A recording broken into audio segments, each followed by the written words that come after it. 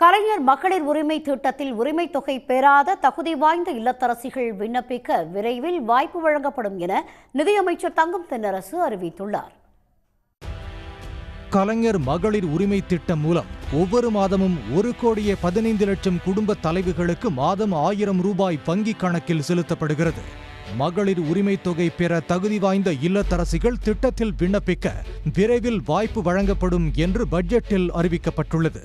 இதுவரை மகளிர் உரிமை தொகை பெற்றிடாத தகுதி வாய்ந்த இல்லத்தரசிகள் இத்திட்டத்தின் கீழ் விண்ணப்பித்திட உரிய வாய்ப்புகள் விரைவில் வழங்கப்படும்.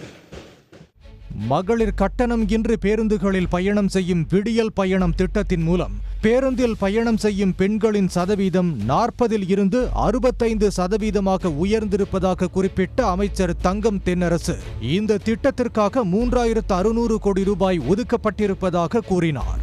புதுமை பெண் திட்டத்தின் கீழ் உயர்கல்வியில் சேரும் மாணவிகளின் எண்ணிக்கை 19% அதிகரித்து 40,276 மாணவிகள் கல்லூரிகளில் சேர்ந்துள்ளதாக அமைச்சர் அறிவித்தார். இந்த திட்டத்திற்காக 420 கோடி ரூபாய் ஒதுக்கப்பட்டுள்ளது.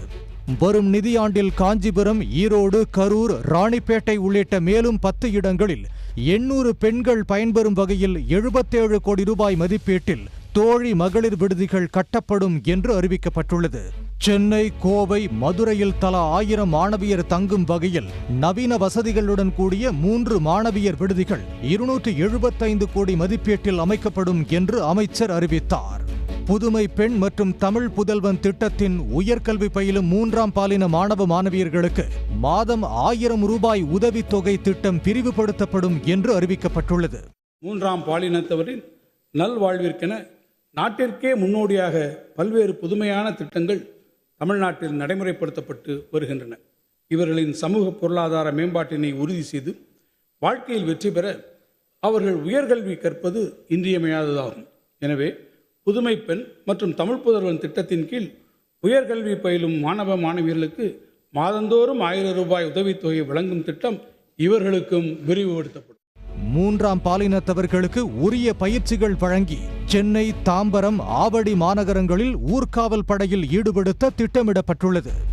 மூத்த குடிமக்களின் பராமரிப்புக்காக மதுரை, கோவை, திருச்சி, சேலம், திருப்பூர், ஈரோடு, தூத்துக்குடி, வேலூர், தஞ்சை மற்றும் திண்டுக்கல் உள்ளிட்ட மாநகராட்சிகளில் 10 கோடி ரூபாய் மதிப்பீட்டில் 25 அன்பு சோலை மையங்கள் அமைக்கப்படும் என்றும் பட்ஜெட்டில் அறிவிக்கப்பட்டிருக்கிறது. உடனுக்குடன் செய்திகளை தெரிந்து கொள்ள சன் நியூஸ் பெல் ஐகானை கிளிக் பண்ணுங்க.